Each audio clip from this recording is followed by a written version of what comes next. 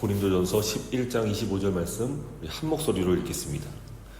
식후에 또한 그와 같이 잔을 가지시고 이르시되 이 잔은 내 피로 세운 새 언약이니 이것을 행하여 마실 때마다 나를 기념하라 하셨으니.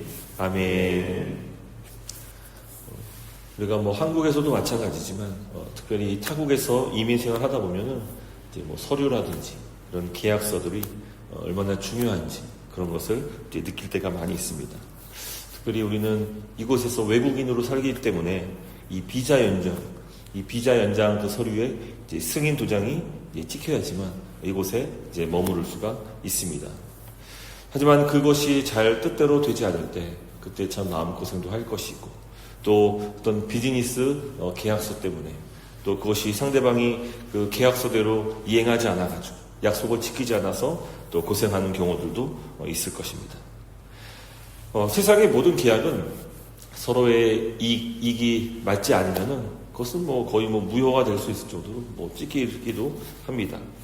하지만 오늘 본문은 절대로 찍힐 수 없는 그런 계약서, 그런 서류 내용이 오늘 말씀에 담겨 있습니다. 25절 말씀 보면은 식후에 또한 그와 같이 잔을 가지시고 이르시되 이 잔은 내 피로 세운 새 언약이니 라고 주님께서 말씀하십니다. 바로 이 제자들과 서로 예수 그리스도의 피로 언약을 맺는 그런 성찬식을 거행합니다. 고대 중동 사회에서는 이 나라와 나라 혹은 개인과 개인 간에 이런 계약을 체결할 때 그때 서로 그 계약을 반드시 지키자는 그런 의미를 가지고 하나의 어떤 의식을 하는데, 바로 이 짐승을 가져다가 그 짐승을 반으로 쪼갭니다. 그리고는 그 피를 길 가운데 뿌려놓고, 그리고 그 길 사이, 그러니까 양쪽에다가 피를 뿌리고 그 길 가운데 그 통로로 이제 계약 당사자들이 그 길을 이제 걷습니다. 이것이 뭘 의미하냐면은 누구든지 이 계약을 어기게 될 시에는 바로 이와 같이 짐승처럼 쪼개질 것이다. 피를 흘려 죽을 것이다. 라는 아주 무시무시한 서약입니다. 그래서 이 장면이 이제 아브라함이 그 하나님께서 그 환상 가운데 그에게 하신 그 언약, 그 맺을 때 그때도 이제 이런 장면들이 이제 나옵니다. 이스라엘 백성들은 십자가에서 이 들판에 새겨진 그 언약, 율법을 받았습니다. 그래서 이 출애굽기 19장에 보면은 하나님과 이스라엘 그리고 중보자 모세가 그 언약을 체결하는 그 장면이 나옵니다. 하나님께서는 이스라엘 백성들에게 너희는 율법을 지킬 것을 요구했고, 또 하나님은 그 이스라엘의 하나님이 되어주실 것을 서로 언약을 맺었습니다. 하지만 이것은 일방적으로 이스라엘 백성들이 하나님과 맺은 언약을 깨뜨렸습니다. 율법을 지키지 않았습니다. 그래서 원래 계약대로 하자면은 그들은 피 흘려 죽어야 마땅합니다. 하지만 우리 주님께서는 그 피를 흘려 죽임 당해야 될, 물론 속죄로 이제 어린 양의 죽음이 구약 시대 가운데에 계속 피를 흘려 죽음으로 이제 그 언약이 계속 체결되고 연장되긴 했었지만, 그러나 그 제물도 어떻습니까? 효력이 한 번이 일회성이. 그래서 그 죄를 지으면 그 율법을 어기거나 그 하나님과의 언약을 파기할 때 계속 피를 흘려야 했던 것입니다. 하지만 그것으로는 도저히 그 인류의 죄악들을 해결할 수 없었기 때문에 이 땅에 친히 제물로 오신 이가 바로 우리 주 예수 그리스도십니다. 그분께서 이제 이 십자가 죽음을 앞두시고 이제 자신의 모든 피와 모든 것을 다 쏟아내시면서 그 죄값을 저주를 받아 징계를 받는 그 일을 앞두시고는 바로 이 성찬식에 그 최후의 만찬 때 제자들과 언약을 체결하십니다.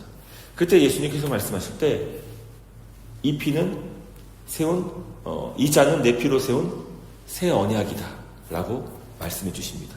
그러니까 새 언약이 있다는 말씀은 옛 언약도 있었다는 말씀입니다. 그 옛 언약은 바로 일방적인 이스라엘 백성들이 파기함으로 그것은 무효가 되었고, 이제는 다시금 새로운 언약의 그 계약을 체결할 때에 그때는 다른 짐승을 따로 죽이는 것이 아니라 예수님께서 스스로 십자가에서 반으로 쪼개지는 제물이 되었어. 그분의 붉은 피로 이제 그 언약을 체결하게 되는 것입니다. 그래서 이 언약이 의미하는 바가 무엇이냐? 바로 이 언약은 이제는 깰 수 없는 언약이라는 것을 우리에게 보증하시는 것입니다. 예수님께서 자기의 생명을 내어주시면서 이 모든 죄값을 해결하시고, 또한 우리 사이에 모든 그 언약을 스스로 친히 제물이 되어서 체결하심으로 이제 그 모든 우리의 구원을 그분의 피로 보증받게 된 것입니다. 이것이 바로 이 십자가에서 주님께서 그 죽으신 그 의미이며, 특별히 성찬식, 최후의 만찬 때 제자들과 맺으신 그 이 잔은 내 피로 세운 새 언약인 것에 담긴 의미인 것입니다. 고대 기독교 미술이나 이 성당의 천장을 보면은 이 펠리컨 새가 자주 등장한다고 합니다. 저도 뭐 실제로 보지 못해가지고 이 펠리컨 새가 이제 자주 등장하는데, 이 전설에 따르면은 극심한 가뭄이나 흉년이 들어서 이 새끼들이 이제 먹을 것이 없지 않습니까?